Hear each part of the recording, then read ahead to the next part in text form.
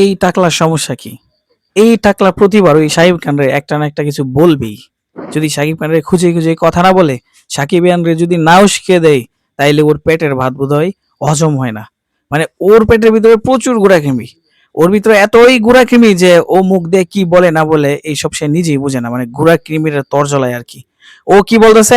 শাকিব খানের রকস্টার সিনেমার যে টিজারটা রিলিজ হয়েছিল গত কয়েকদিন আগে, সেই টিজারের নাকি সে আগামাথা কিছুই বুঝে নাই। রকস্টার ট্রেলারে আমি আগা মাথা কোনো কিছুই বুঝি নাই। এখন বুঝবে কিভাবে? সে তো এখনো মান্দাতে আমলে পড়ে রয়েছে, তাই না?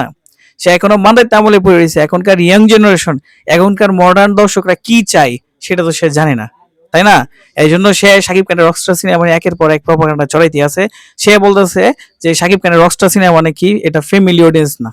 ফ্যামিলি যখন চয়েস করতে যাবে তখন কিন্তু মতটাই অন্যরকম যাবে না, এটা হ্যাঁ অন্য কোনো ছবি। মানে ফ্যামিলি অডিয়েন্সরা শাকিব খানের রকস্টার সিনেমা দেখতে পারবে না। মানে এটা কি হয়? শাকিব খানের যেই মানে আপকামিং রকস্টার সিনেমা ঈদের দিনে রিলিজ হতে যাচ্ছে, সেই সিনেমা নাকি সর্বজনীন না।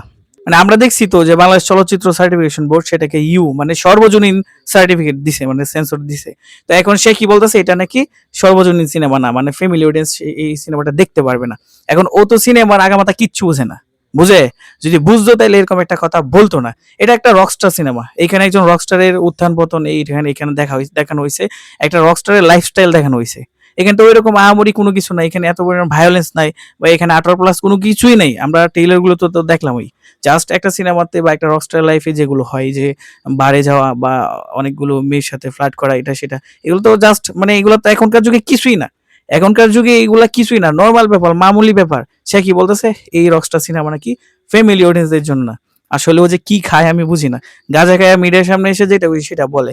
আর কিছু ভিউয়ার্স আছে বা কিছু সাংবাদিক আছে তারা ভিউ বাড়ানোর জন্য যখন শাকিব খানের নিয়ে উল্টাপাল্টা কথা বলে, এইগুলা তো ভিউ আসে, তাই না? বা সাকিবেন্সরা যায় এখানে উল্টাপাল্টা গালাগালি করে, এইসবে কিন্তু রিচ বাড়ে, ভিউ বাড়ে, ডলার ইনকাম হয়। এই জন্য মিডিয়ার সামনে এসে যেটা ওই সেটা বলে আর মিডিয়া ওইগুলা কাভার করে।